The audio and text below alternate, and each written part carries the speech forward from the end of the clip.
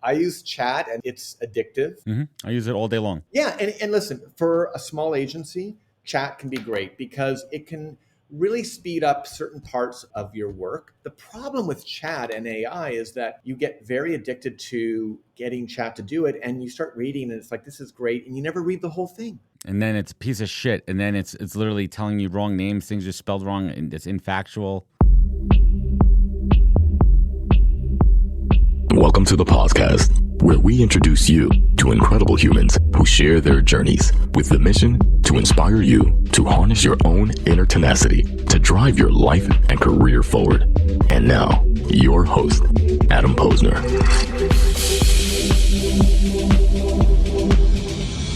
Hey, everybody. Welcome back to the podcast, where I bring the best and the brightest world of business, marketing, and personal growth to help you harness your inner tenacity and drive your career forward. My guest today on the podcast is Edmond Huot. He is the Chief Creative Officer of Forward Studio in New York City, rainy New York City today, where he has a range of global branding clients, mostly in the airline and transportation sectors. He oversees a creative direction design for multi-dimensional brand experiences, from digital advertising and consultative planning to aircraft livery, yes, and experience design. That's a word I don't normally say over here. And he works closely with firms' clients to ensure seamless performance, profile, and prestige. We're going to get to it. We're going to break down his career. So let's get to it. Edmond, welcome to the podcast. Hi, Adam. Rainy New York City. It is April 3rd. I don't know when this show's going to air, probably in early June. And hopefully the rain from today will keep my grass green. Yes. Move out to the burbs, and the whole lawn maintenance, it's just like, I don't want to think about it. I don't want to think about it if it's too hot. Anyway, we digress here. Welcome, man. Good to meet you. Good to hang. Nice to be here. Thank you for having me. So you have a really fascinating story. We were talking before I hit the record button. I get a lot of inbound, requests from whether it be PR agencies or individuals who want to be on the show, and I'm very mindful for all my listeners out there. I really try to bring you guys something interesting. So if it's interesting to me, hopefully it'll be interesting to you, and we're going to get to it here. So before we get into the fun stuff here, I love to always ask this: what did your parents do for a living? Well, pretty conservative. My mom was a nurse, and my dad worked for the telephone company. So very basic. And were you always a creative type? You always kind of like had this marketing mindset. Where did that come from? Like both my parents are teachers, my brother's in education, and I'm entrepreneur, recruiter, podcaster. Right. I did not become entrepreneurial until later in my, when in my early 20s maybe.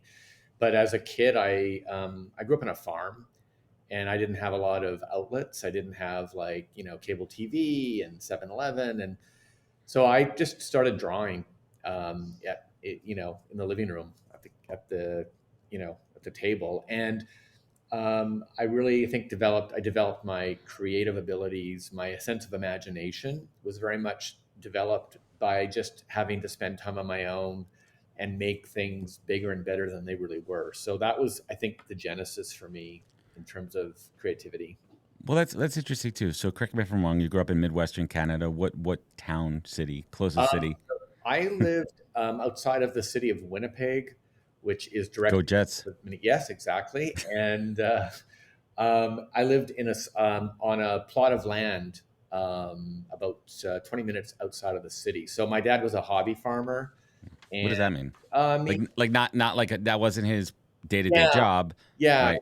We lived on a farm that my mother's father owned. And so I think as, young parents, they lived on the farm. And so I had the ultimate sort of Huckleberry Finn.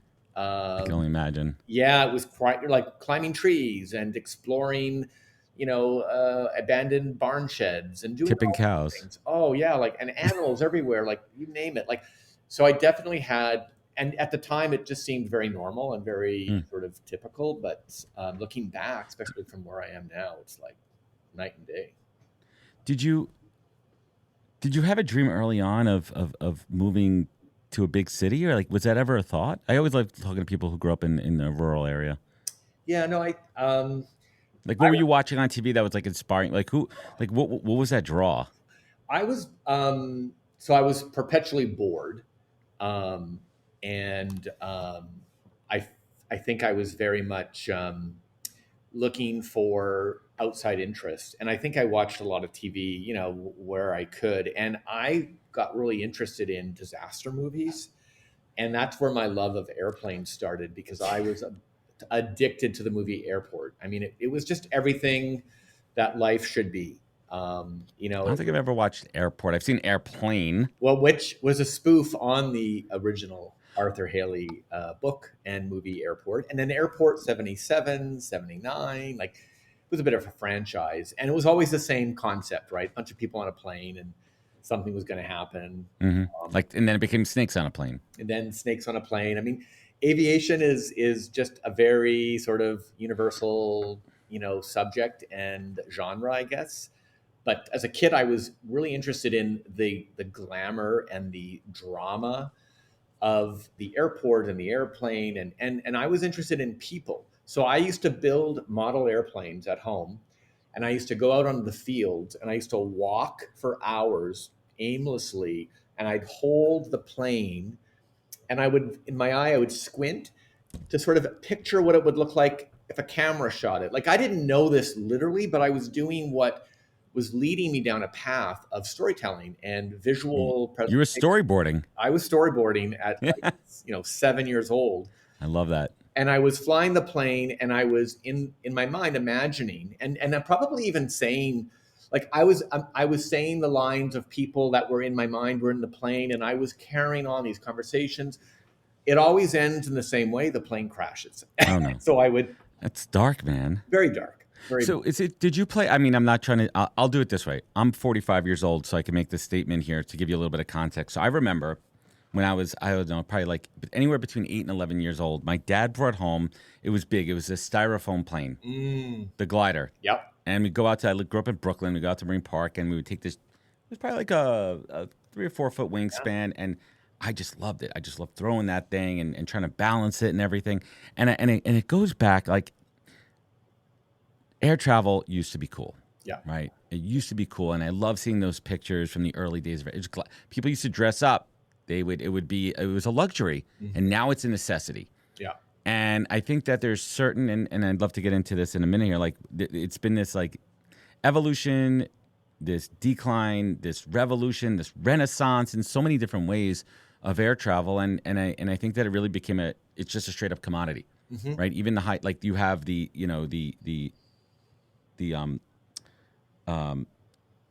European airlines, and you have the Middle East airlines, the ones that are just pure luxury, like Etihad, and like some of the other ones that really are about like high class, Cathay Pacific, like all these airlines where they really take luxury to the level, and there's a cost to it. And then you have the juxtaposition of the Spirits of the world and the discount airliners, where it's a cattle car. Yeah. And you're just shoving them in. And then the airport experience has just gone to shit with delays and overpacking.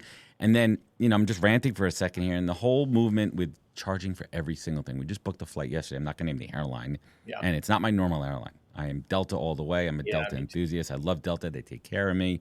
Yes, every airline does things wrong here and there, but overall, Delta takes care of me. Mm-hmm. So I had to choose this other airline because of the destination I was going to. Delta did not get me close to where I need.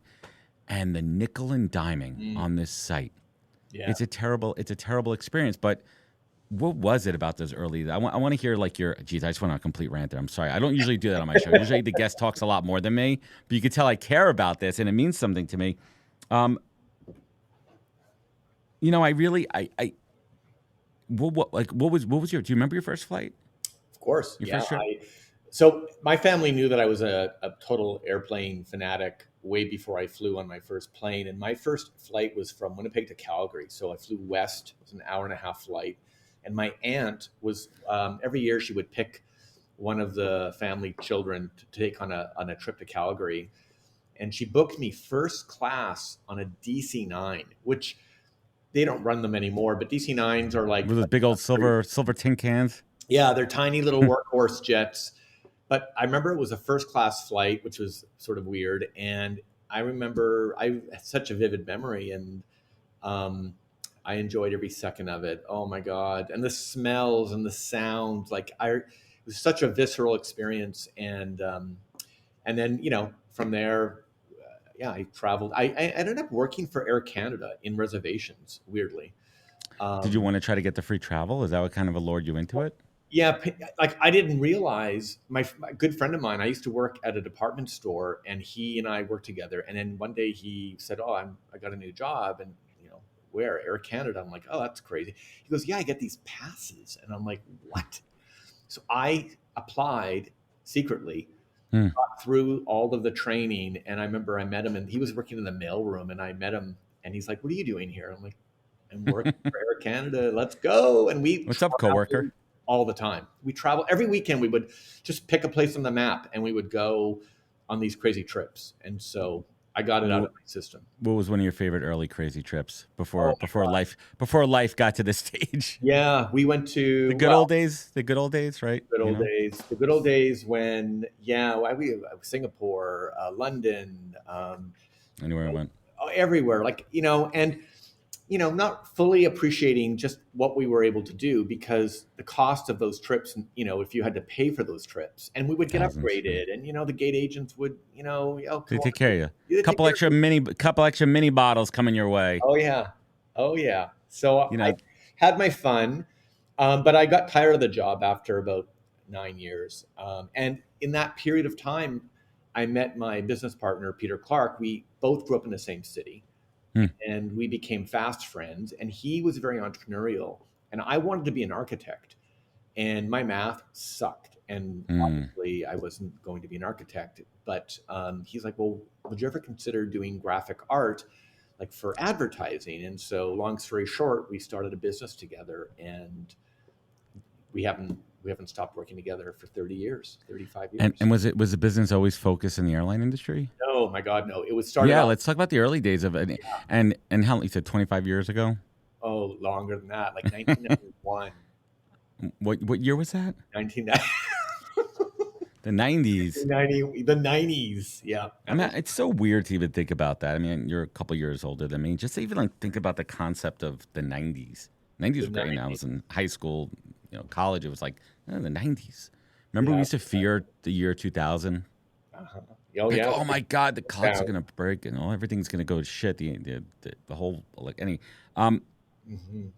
But when it comes, but airlines and air travel were always still in the blood, right? It was always still Oh, like yeah. a passion, Oh, yeah. We right? So traveled. what did you do to keep that passion up when it wasn't your profession? Um, so while I started my business with Peter, I was still working for Air Canada, and I was Ah, using my passes for Peter and I to travel and meet possible clients. right, So we were using the airline to help advance smart. the business. Yeah, it was really good. And then I never really started working on airline projects until probably in the early 2000s.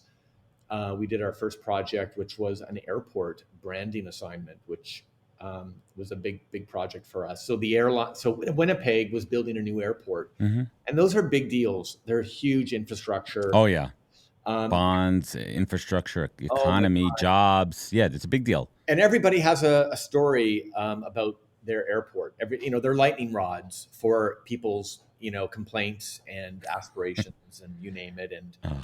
so we did a whole branding campaign around the coming of the airport. The airport was coming in a few years, and we wanted to let the community know. So we did a whole project on that. That's pretty cool. It was super. So now you start to combine your passion and your job. Yeah, That's got to feel good, right? Like that's a Venn diagram, like that everyone talks about in life, right? yeah. When your passion and your job come together, and I'm hitting that stride now, and it feels great Mhm. because you know it. When you're in that moment, you're like, no, this feels good. I actually love what I'm doing, and I'm doing it. But what was it about that Winnipeg airport? What was one of those like unique kind of cornerstone, keystone pieces that made that airport? What was there before? Just like a regional freaking runway Well, and a couple of gates we had a gorgeous and an ice airport. shield field, We had a really beautiful airport. It was a modernist. Um, like old LaGuardia, like the Marine Air Terminal LaGuardia. yeah, I it flew. was, I yeah. actually got to. I remember going to DC on a trip on one of the last couple of flights that went out of the Marine Air Oh, Terminal so at beautiful. LaGuardia, and it's still there. Yeah, It's this big, beautiful. Anyone ever saw it? You literally could go in there, and it brings you back to a different like the 60s, like yeah, and it's just gorgeous. And then similar, the TWA. I'm so glad they redid it at JFK. Have you had a chance to check it out? Yeah, of course. The hotel, it's awesome. And you go on the plane, and there's a cocktail bar on the plane. It's Did a like great job, actually. I was suspicious. very nervous that they were going to screw it up, and they were loyal to the architecture. They were loyal to the brand TWA. They did a great job.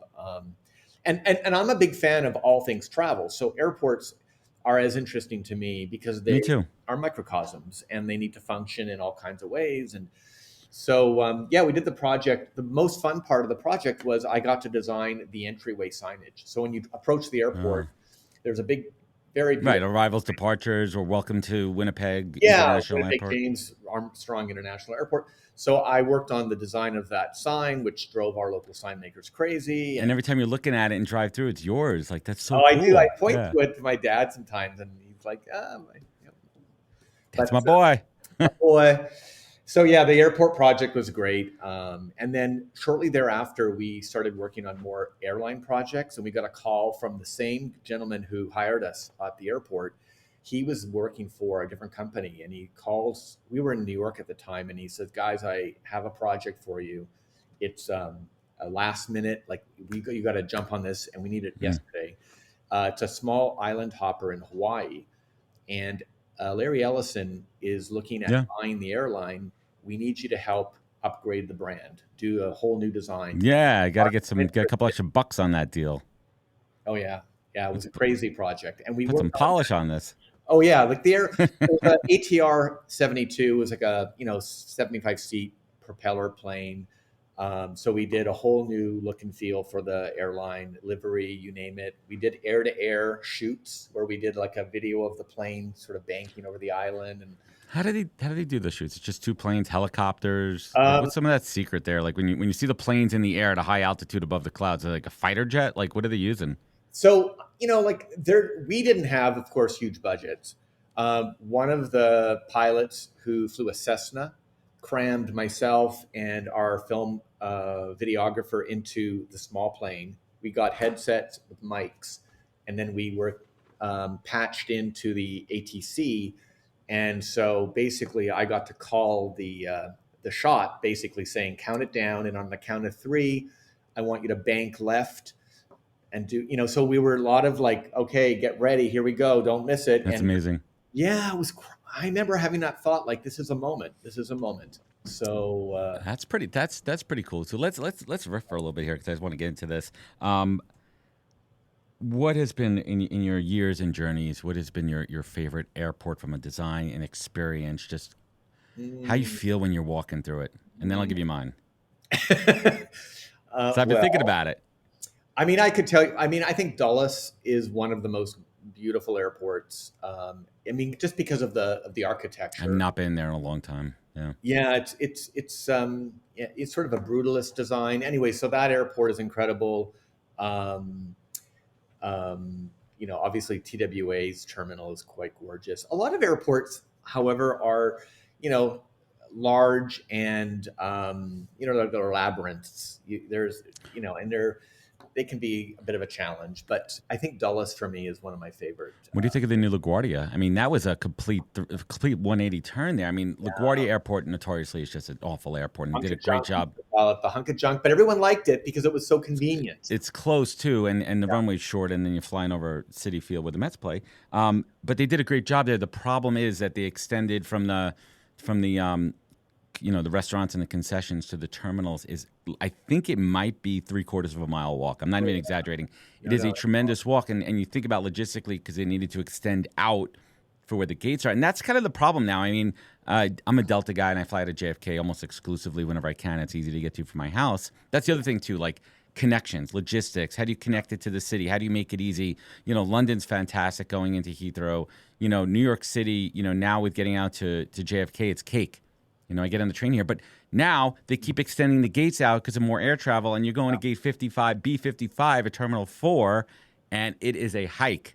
Yeah. And it's not so much on the way there. You do it, you're going somewhere, but on that way back, when you're coming back from a few days out on the road and travel for business, and you're like, I just need to get in the cab, and it takes you 20 minutes just to get out of the airport. Oh, I know. That's a problem. But do you remember when during the construction, you had to take a bus to this random parking lot? Nothing worse. And nothing The worse. bus- It's not so much that I can't handle the bus or any of it. It's hate just the bus. psychology of like, just get me out of this. Like, get me out of this. Yeah. and other people. I'm always surprised Send the by how bags. people, yeah, like, I mean, everyone look alive, keep, but Let's there's, go, people, yes, humans, be human. yes. Yeah, it's a fun one. But my favorite airport. We went for a honeymoon to Thailand, and I'm Mm, not just saying because it's exotic, but the airport in Koh Samui. I don't know if you've been there. It's small, yep. and the whole airport is teak, beautiful teak wood. Gorgeous. The benches, it's all like carved out of the wood. And the best part is, I go into the men's room, and they have the urinals in front of you, and the urinals right about chest level. The urinals obviously underneath you, but in front of you is this massive saltwater fish tank. Oh my God. Look it up at this airport, and you're sitting outside. They have like canopies, but you're sitting outside at the airport, and then you just walk on the stairs to the airplane. And I look back at pictures from our honeymoon. I'm like, wow, I didn't mind hanging out there. Mm, That wasn't bad. And then lounge wise, I mean, I'm kind of lately in my later years, I become a little bit of a credit card lounge kind of snob a little bit, for sure. and some of them are fantastic. And one of my favorite ones, last year we had an 8-hour layover in Mexico City, and it just happened. We missed our connecting flight by literally like 20 minutes, No, no. and it wasn't enough time with bags and everything to leave the airport, and we were coming back to Mexico City anyway for a few days, and we're like, we've been traveling all morning. Let's just find a lounge and just check in and work or sit there, whatever. Yeah. Anyway, long story short, couldn't get into the Delta Lounge because apparently you can't go into your lounge more than 4 hours before your flight. Oh my God. So Delta wouldn't let us in. Yeah. Amex wouldn't let us into the Amex Lounge. So I went on Priority Pass, and I don't know if anyone's familiar with this, and we're getting into the weeds here, but it's kind of fun. And I found this little lounge, and it was just a no-name lounge. And we go in there, and they had these giant recliner chairs. It looked like your friend who you grew up with in high school's parents' living room. If you could kind of get that aesthetic feel, like not big a good thing. Not a no, good. a bad thing. Like in an old school, it felt like very 1989. Like there wasn't anything cool about it.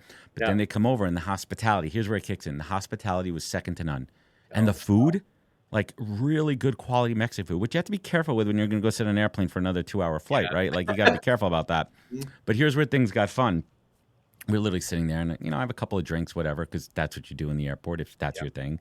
And I go to the bathroom, and as I'm walking, and I'm talking a lot. I'm sorry, I usually don't do this. I promise everyone out there, but it's a fun story. And we're going. By the way, we're going to a week-long beach vacation with a group of 30 friends with music and party vibes, just to give you a sense. Not with kids, not my kids. And I'm walking past back to the bathroom, and I see this lady sitting in a little teeny room, like maybe 3 feet deep, 4 feet wide. And there's like a fringe kind of like beaded curtain in front of her. I'm like, what could this be? I'm in Mexico. It could be anything, right? I'm down for an adventure. Hey, my wife's over there, whatever, who cares? And I come back out of the bathroom, and I stick my head in, and it's a nail salon. The lady's doing nails. And I literally have another 4 hours to kill. Oh, you're getting a pedicure. No, and she wasn't doing pedicures. No, I got a manicure. Oh, manicure. Sorry. And I had her paint my nails like all these vibrant, bright colors, because why not? And then I show up at the party, and my friends are like, what the fuck? Like, why'd you do that? Like, and I'm like, why not? But those are the type of things airlines experience. So let's get back to your story here. And I grew up in the ad industry. I love it too. What was that journey like defining your workflow and creative process? Like, give us a little bit of like your journey into, figuring out what works, what doesn't work. And No, I think in the 90s when branding was sort of a new thing, which I remember a bunch of friends of mine worked for Fallon McElligott, which back in the day was a real hotbed for creativity, and they were in Minneapolis. So we drove to Minneapolis from Winnipeg, and we got a tour of their offices, and I was really fascinated by the consultative process. So account planning, understanding what goes on in people's minds, and at the strategy. time, it was sort of a new way to look at advertising. It wasn't sort of like the big idea. The Mad Men image of advertising, right? Like, this is what you got here, guys. Here you go. You're gonna take it. Yeah. It was, and there is a role for that, but we were very interested in sort of the staged process. And understanding psychographics as well as other ways to gauge advertising or marketing, and so that was a big sort of driver for us. And then when we started working with airlines and working in sort of aviation, and we started thinking through the lens of the customer journey. We saw this amazing, I forget who did it. I think it was for British Airways, the agency that was doing BA's work back in the day. We got a hold of the presentation that they did, and they really map out the journey of the customer, and they look at it from the point of like unaware, aware, consideration, purchase, airport engagement, aircraft, in flight, post. They really map it all out, and I was Customer fascinated journey. by the customer journey, literally. And then they were like, okay, what are all the ways that we can touch the customer, both in terms of what they see, what they hear, what they experience? And so that, to me, that holistic approach was very interesting, and we've always sort of kept that in mind when we talk to clients about their brands. Hey everybody, I want to talk about a product and platform that I absolutely love, and our latest sponsor, Interseller, the prospecting and outreach platform of choice for recruiters and sellers. Whether you're doubling down on business development or recruiting talent, Interseller does all the heavy lifting of finding contact data, automating the email and follow-up process, and syncs all that rich data into 20 plus CRM and ATS platforms. Reach out now and get going on a 2-week free trial, and let them know you heard about it from Adam on the podcast today. Check out the link on the website. Appreciate it. You know, it's fascinating too, and I never spoke about this. One of my marketing runs before I went to work at SiriusXM for the great Howard Stern over there. I worked for an agency called Carlson Marketing, and our client that I worked on was British Airways, and we managed their executive club frequent flyer program. And you're saying what you said before, and I'm nodding my head because that's exactly what it is. And we were running their direct mail campaigns and managing and email and direct mail, and just the mindfulness of the experience. And then it's kind of a loss, but you still get it. You know, I get my platinum package every year with my luggage tags and everything. But how do you make that a premium experience? You know, because the mail, traditional print, out of home mail, direct mail, it's kind of people like literally when I come home, I could literally take it. Already know what it is, and it's going right in the recycle bin. Yeah. And their whole thing was, and you'll nod your head to this one, agree. It's like, how does that stand out in your mail pile? Yeah. How does that envelope, the sheen of the silver or the gold, depending what level you're at, the thickness of it. How are we printing their name and not just running it through the laser printer, but like spending that extra 0.2 cents per mailing, and that was a level of investment because it was the British Airways brand, and I really don't see much of that with the U.S. brands. You know, even Delta. You know, it's where could you cut costs? Like, where are you seeing? What airlines are you seeing now that like still do it right? Well, as far as the customer journey end to end. Yeah, you know who? Speaking of British Airways, I literally just saw something that they're running right now. They're doing an ad campaign, billboards, which again, kind of old school at this point, but they're doing billboards, and they're not doing the typical, like, here's your headline, here's your call to action, here's your logo. The billboard is just a cropped photo of the aircraft, the exterior of the aircraft, like the windows and a portion of the lettering. And then what they're doing is they're giving you the person's experience of what they're seeing from in the aircraft, but it's taken from outside the aircraft. So it's their expression of wonderment as they're looking out. That's interesting. And the billboards, they just look like cropped photos, and they're giving you a hint of the type. And British Airways the branding, you'll know the branding. It's iconic. They haven't changed. You know the font, you know the color. Right. You don't know it, but it's not American Airlines. It's close, but it's British Airways. Yeah, and it's super modern. It's very subversive. It's disruptive. It's an ode to sort of old school billboards. It's emotion. It's evoking an emotion versus just 2-for-1 companion tickets. You know, fly 2-for-1 to London to JFK. That's not what they're doing. Really good idea. And so that's interesting to me. I think Virgin America, when they were flying, did some really great work, especially with their sort of user experience. So it was a digital play. It was bringing sort of a higher level of interaction from a UX and UI perspective. This was, again, probably in like 2000 and I remember. Yeah. Branson was always at the cutting edge. He pushed his creative, and he always, Branson is a champion of the experience. Absolutely. Experiential, like real experiential, before it became this diluted buzzword in the industry. Absolutely. But what is that? Here's another fun fact. So when I joined Carlson Marketing, my second week I was there, It was the last Concorde flight just came back and landed, and they were doing a final family trip just around New York City and the East Coast. It was like a 1 hour on the Concorde, and literally everyone in the office went except for me and one other person. And they're like, "Sorry, you just got here. Like, there's no seats. Like, you don't get to do this." And I was like, "Have you ever fly the Concorde?" I almost did. Because I worked for the airlines, and I could have used what they call them an ID-90, and I could have used my ID-90, and I just assumed I would have another chance. And you might now. I mean, the new supersonic. What's your hot take on the new? I mean, that excites me. I mean, if I could get anywhere in less time, I know initially, like when flat screen TVs came out, they were $10,000. Eventually, the price will come down. Yeah. So maybe by the time my kids are in college, I'll be like, oh, remember that? No, I'm a little jaded about the whole thing. First of all, I look at United Airlines, and I can't imagine that airline in any way is a modern, forward-thinking business. I just don't. I think of it as a legacy carrier that has a livery that is showing Continental and United on the plane, which is weird. So I'm not a big fan of United, just my own personal opinion. The idea that they're going out into the marketplace and talking about Boom Supersonic, from what I understand, that what they did is they spent a few $100,000 on an LOI to basically say that they were reserving the right to purchase the plane, but they never purchased the plane, and they're using it as a PR opportunity. I don't like that.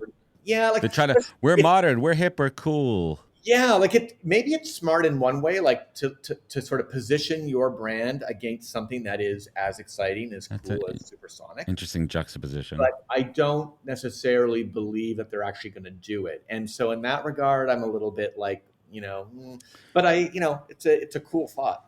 All right, let me ask you this. Like, with air travel just being a commodity, the same as like, listen, I need to get from point A to point B. Yeah. Do we really like? How important is that experience? Like, I mean, or is it just now we have this divide now of just, the Deltas, which, I think Delta still has a great experience for domestic travel, and international it's not so great, but whatever. But stuck domestic U.S. versus the discounted carriers. Yeah. And is it just like a clear divide of like economical socio-demographics?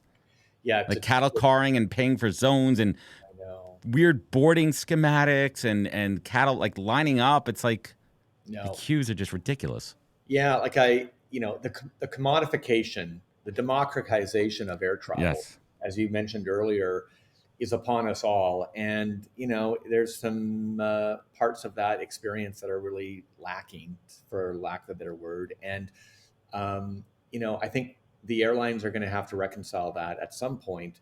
The problem is airline travel is no longer just for a set of people that can afford it, which is the glamour of the 60s. That's what it was. It's has to respond to the fact that people are traveling for work. They're traveling to see their families. I mean, they're traveling, and it's so accessible in other ways. So how does an airline make that special? We did a project with a carrier based out of Alaska called Northern Pacific. And I would say that they would be called a low-cost carrier, not an ultra low cost, but they were low cost.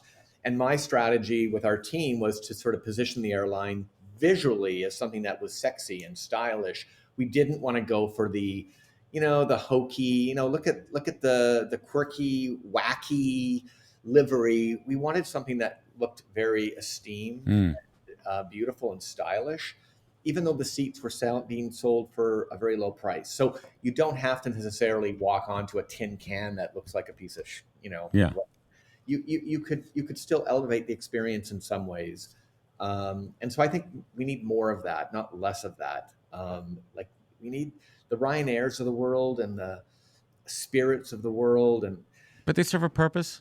They do serve a purpose. And there's going to be people who are going to buy those tickets. And it gives people options too, right? It gives people who can't afford it and they need to get somewhere. It's like the Greyhound bus of the skies kind of thing, right? Like, you need to do that too. But I want to go back and talk about partnerships, and I want to talk about collaboration and your partnership with Peter Clark over the years.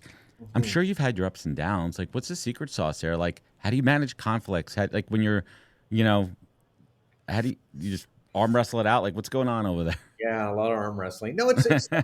I mean, it's like what I always joke, we're like a married couple, right? Because he's like family at this point. Because I've only worked with one person all my life. I mean, it's so there's that give and take, which at this point, I'm really grateful to have somebody I trust, especially when I live and work in New York City and you deal with a lot of characters. You have to have like a rock of Gibraltar within the business. And so Peter and I definitely have that trust factor. And I would always give Peter a lot of credit for being, in many ways, very creative, as much as I might be attuned at finances in a way that you wouldn't expect. So there's interesting how we kind of complement one another in terms of our roles. His role is sales, and sort of that's his area, and my role is more on the creative side. But like I said, we overlap a little bit. So. And how big is the team now? We're small now. We were big. Now we're small. We've been at one point we had a mini holding company. Oh, cool. With, I think, 14 different agencies across the country. And just honestly, Adam, it was a nightmare. I hated it. And, we did it. We got excited about it. And then it turned into just it's a lot. It's stress. And it's interesting. You find these times in your life, too. It's like, listen, yes, potentially money is good, but is the money worth the stress and that kind of dynamic versus being able to focus on work that you like, still being able to be financially secure where you need to be and finding that lane, right? Like what lane do you love to drive? And I don't always love being in the left lane. I really kind of like being in the middle lane sometimes because I could go either way. Yeah, no, it was the road to hell is paved with great intentions. And we had a really good idea. And I think it was attractive to a lot of agencies and it made a lot of sense. The problem is, running a holding company is, you really have to be strong and you have to have a lot of sort of things in place to manage a lot of people who are strong-minded. Mm-hmm. And I think it just got out of hand for us and it was like herding cats and I was not happy. I mean, we made good money and it was some pretty fun projects, but so many crazy people. So we've divested ourselves of that, and now we're a smaller firm that focuses primarily on PR, brand design, and we have an office in Canada that does digital marketing. So this works great. Works great. It's manageable. It's manageable. It's humane. You have downtime. It's humane. Downtime. Yeah. But Edmond, what's the rub on the modern agency models right now? Are they going out of the way? Like, are you scared of AI? Yeah, I think everybody's a little weirded out by it. Weirded out. I mean, I use chat, and it's addictive. Mm-hmm. I use it all day long. Yeah, and listen, for a small agency, chat can be great because it can really speed up certain parts of your work. The problem with chat and AI is that you get very addicted to getting chat to do it, and you start reading, and it's like, this is great, and you never read the whole thing. And then it's a piece of shit, and then it's literally telling you wrong names, things are spelled wrong, and it's infactual. What I use chat for, so I will use chat to do something like, an overview on something. Like ideation? I won't go... I don't mean ideation, but more like synthesizing, summarizing. That's how I kind of like to use it. I also use it for podcasting exclusive. I use it for account planning. Like if I want to show the client like do a persona on a certain kind of customer, a lot of that information is fairly dry and available on the internet. And I'm not McKinsey. I mean, we're not going deep, but we might want to just do a cursory review of like, here are the various segments of customers. Chat is great for that because it'll just give you the basics and it just says to the client, okay, you did some homework, you've got your bases covered, but I would never use chat for anything too creative. And I usually always take my chat and I then have it looked at by humans who will go through it. So I try to manage the use of AI so that it's not taking over because it can. And the way I like to say it is use it as a tool, not a crutch. Use it as a tool, absolutely. And I did not come up with that, but I borrowed it, and I'm just going to keep on going with that. So as an agency owner, what keeps you up at night with clients running the business? What's that stress factor? Well, listen, we're always looking for more business, so you gotta kill what you eat. Mm-hmm. And like people who have jobs at big companies, which at this day and age, a lot of the consolidation has meant that most people are working for big companies now. Yeah. And the benefit, of course, is that, you don't have to worry. Every 2 weeks, you get paid and it's nice. In my world, I got to find the clients. I got to keep them happy, and I still got to find new clients. And luckily, I do enjoy The thrill of the hunt. the thrill of the hunt. Thank you. I really do enjoy it. And we just met with a new client today, and it was great. Like, wow, what an It's exciting. It is exciting, and there's the humanity of it, which I don't want to overstate it, but there is a level of humanity when it's people who are nervous because they're meeting you for the first time. It's like dating. You're like, I hope you're not going to F me over here. Like, please be legitimate. And then for 6 months or a year later, for them to turn around and say, thank you so much for everything you've done. Like, I've had those conversations and they mean a lot to me, but the pressure is always there. You gotta, find the business, and you got to do a great job of it. Yeah, I So, mean, that's what keeps you up at night too, is how do I keep my foot on the business development gas and the delivery gas at the same time? yep. Right. And they have to be, sometimes it's okay when it's this, but when one's going the other direction for too long, especially when you're not doing the business development, before you know it, Yeah. you're out of business, right? And that's a real problem. What's like, it's interesting too. I was going to ask this earlier, but like the thought on like I kind of think about airline travel and space travel, right? Like I don't like. Is this the next? Like are you excited about this? Like, what do you think about like space tourism? Like, where are we going? We're not going. It's not like you're getting on the like. There's not like the mall on the moon or the hotel on the moon yet. No. It's not a tourist destination yet. Right now, it's just more of the thrill of getting up above the.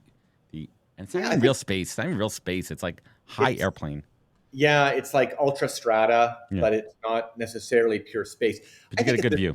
People are fascinated with it as something that is more of an anomaly, or it's not really commercialized quite yet, but it reminds us that there's a frontier that has not been fully explored, and I think that romance is important. I think the next big chapter is going to be in sub-regional travel. So think of Uber in the sky, eVTOL, a sustainable Hyperloop. transportation.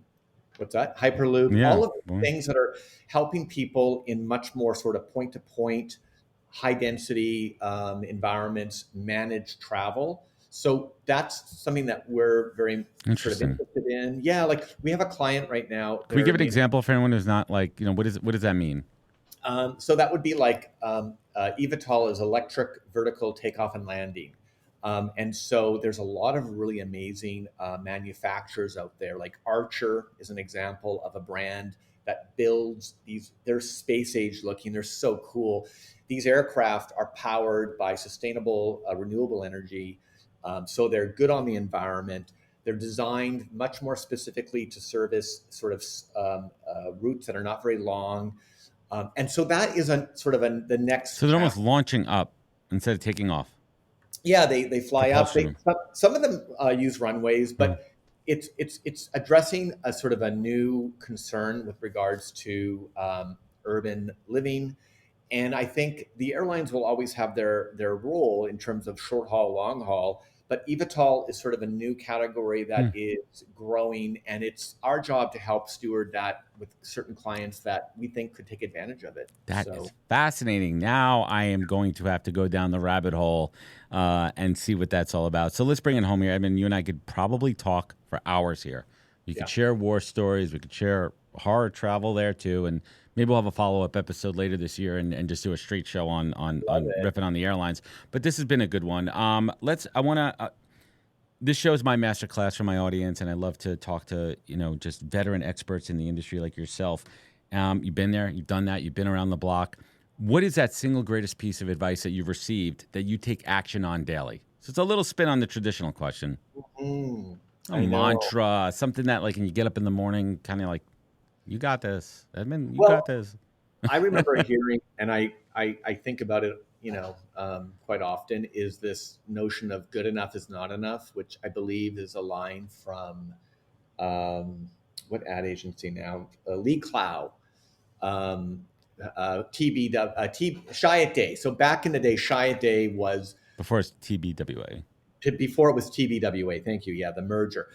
Lee Clow had that mantra, good enough is not enough. And for me, that has always rung true because, there's only so much time in a day and the budgets to do things are always sort of in flux. And I've always tried to push myself and my team to go a little bit further. So That to me is sort of in my mind. And the idea of staying curious and demonstrating that curiosity with a client, even if it means asking an awkward question and the timing isn't perfect, even if you don't quite know that client, and if they're going to ask the awkward question that is in your mind a curious thing, because most often it yields really good results. The clients usually appreciate that you went out of your way. You might have hit on a big idea. So staying curious and verbalizing those thoughts, I think, is really important. I love that too. I mean, for me, and I talk about it all the time, curiosity is such a trait, a quality that I look for in friends, my wife, business, candidates when I'm recruiting. It's curiosity. And that leads to figure it out, right? Like I want people who want to figure shit out. They're problem solvers. They have a curiosity. They want to know how things are done, how they're made, how they work. And those are the best people to be around. And let's bring it home here. And last but not least is where we get personal. You look back on your life journey, your career from the farm in Midwestern Canada to the innovation, the travel, the experiences you had in life. And there's been the ups and downs and those moments where you really had to pull yourself up and harness that inner tenacity to drive you forward. Edmond, what is your focus? What is your beacon? What is your North Star in life? Geez, my North Star. I think at this point, because I'm in my 50s now, it's about, it sounds cliche, but it's finding the balance. Mm-hmm. I didn't have the balance. And I think a lot of people in the world of advertising design often are sort of, tormented by ambition and things that are driving them, but are not necessarily good for them. I am really trying right now to make sure that I'm keeping that balance in terms of my interest in art and bringing that level of artistic ability to clients.